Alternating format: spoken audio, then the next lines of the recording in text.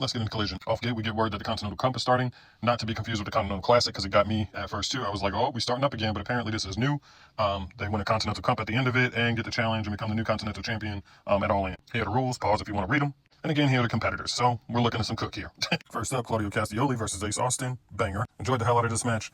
Claudio is not one to play with, and Ace Austin is not someone to look over. Hell, that big swing Claudio was about to do, Ace Austin turned it into a submission. Nearly had him tap or pass out. It almost looked like it. But then Claudio Castagnoli reversed that. Great match. Ace Austin, I mean, he came close, but Claudio had a little bit more in the tank than he did in this. Then we had the Brawling Birds versus Vert Vixen and Viva Van. Pretty much jobber came and went. Birds came out on top. But then they got hit with Divine Dominion attacking them in the end. Orange Cassidy versus Matt Sydal was another one in the first round of this cup. And I was not disappointed in this at all. Both went in. This is my first time seeing Matt Sydal. Well, second time seeing Matt Sydal, but first in solo competition since he's come back, essentially. But this was damn good. Cassidy winds up moving forward in this competition, though. You had the Rascals versus Steven Fuerte and Aaron Solo.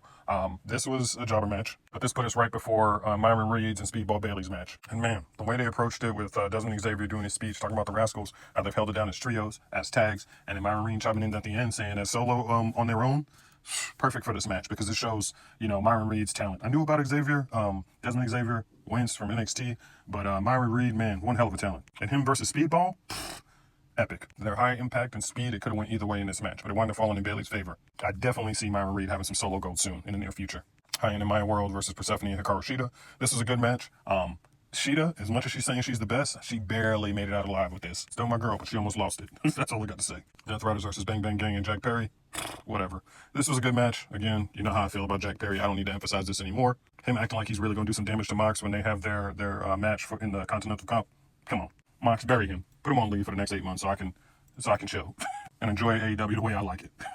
Anyway, I thought it would be Yuta probably eating the pin in this match, but actually Yuta's the one who pinned Colton Gunn. So, big ups to him, but still, great match nonetheless. Then we had for the main event, Jake Doyle versus Eddie Kingston. I really was thinking Jake Doyle would just demolish Kingston, but I know Kingston's obviously the bigger name, been around a while.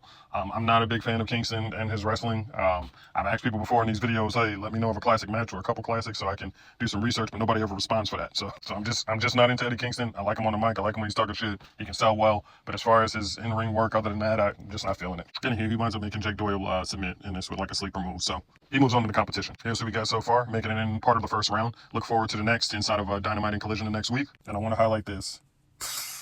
Hurt Syndicate and Shane Taylor Promotions, yes. Didn't know I needed it, but I like the look of it. Let's cook. I mean, we had some other promos, video plays for like Machine Gun, Motor City Machine Gun, and whatnot. But I think we were overall solid with tonight's showing. Like I always say, if you've seen it, how you feel about it, let's talk.